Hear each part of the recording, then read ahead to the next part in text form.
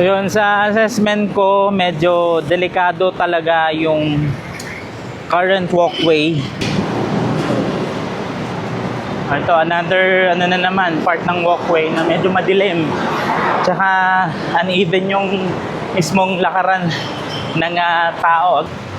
O, ito naman na yung dulo. Ayan, yung dulo. Ito yung dulo, ito isang mall. Galing ka sa MRT North Avenue.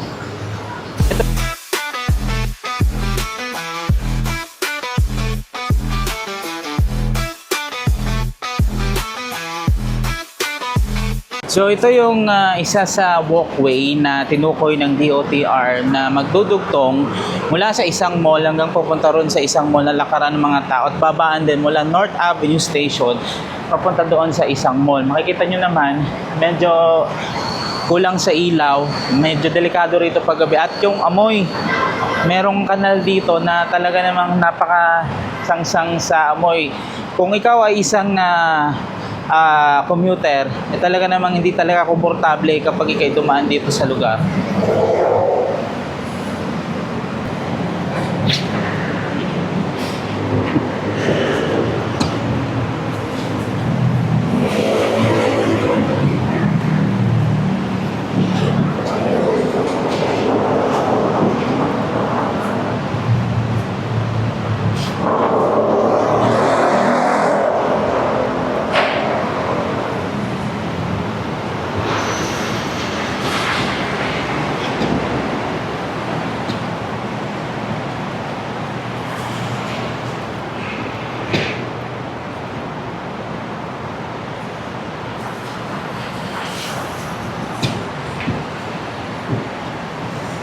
Yun.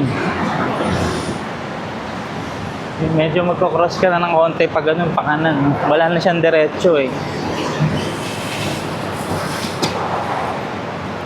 So nung bago gawin tong common station ng MRT, ano pa to, open pa to hanggang doon ang pagkakaalam ko. Kasi mula nung ginawa yung common station na to, hindi na talaga siya pwedeng padaan. Okay, dito sa part na to, open na siya.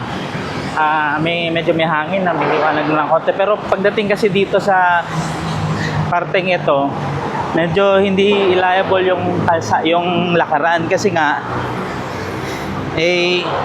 kung medyo malabo-labo yung mata mo rito, baka matalisod ka pa dahil sa uneven pavement dito sa walkway na to. Tara, tingnan natin.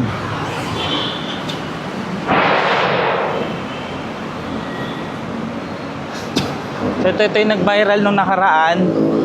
Makita nyo, naglagay muna nitong temporary na elevated stone yung DOTR para kung uulan man, hindi siya makakadaan pa rin yung mga dadaan at hindi man makadaan masyado dahil sa tubig, meron pa rin siyang tatapakan.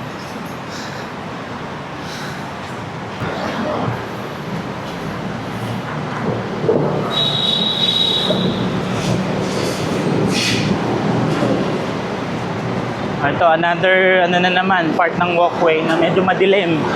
Tsaka uneven yung mismong lakaran ng tao. Again, kung medyo malabo-labo yung mata mo, wala kang liwanag sa gabi, baka madapa ka pa dito.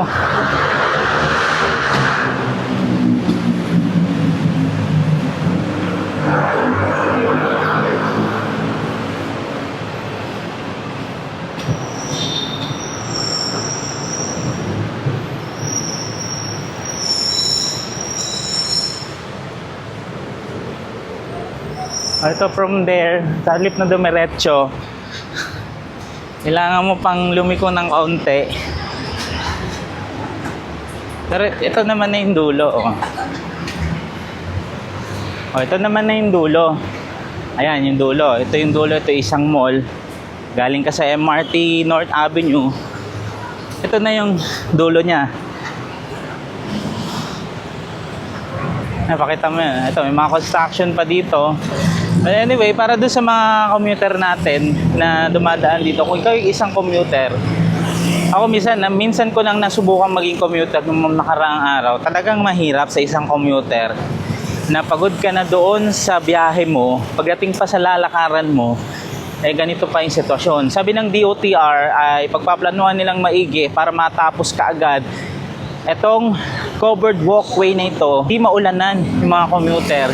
Nagmumula sa MRT North Avenue Station at tutungo dito sa malaking mall na ito dito sa North EDSA. Dati kasi, hindi pa ginagawa itong common station. Meron ng walkway talaga papunta rito. Problema, kailangang gibain, kailangang lagyan ng mas bago dahil nga sa nagbago yung construction, may kailangang itayo na another construction para do sa common station. Hanggang ngayon, hindi pa talaga siya totally natatapos. Ningal ako.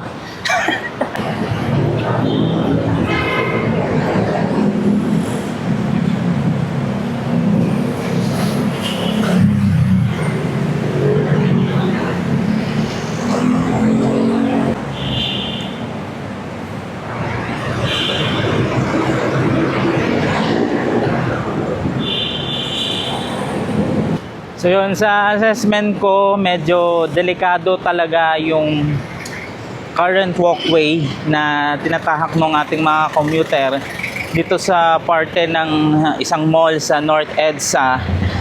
At kung ako tatanungin, hindi siya advisable na daanan kapag madilim or night time kasi nga although may mga security guards naman sa kada gate nitong ginagawang mall o parte ng mall na ito, hindi pa rin siya sapat dahil nga sa ang jurisdiction ng gwardiya ay yung kanyang binabantayan. So may mga gwardiya kasi na ilan na minsan hindi naman natin nilalahat. Yung iba walang malasakit, kung ano lang yung babantayan nila, yun lang talaga yung sakop ng kanilang babantayan. Pero siguro iba yung pag-iingat na lang para sa ating mga kababayang commuter na maglalakad dito sa parte na to dahil nga sa medyo delikado yung lugar at medyo madilim kapag night time.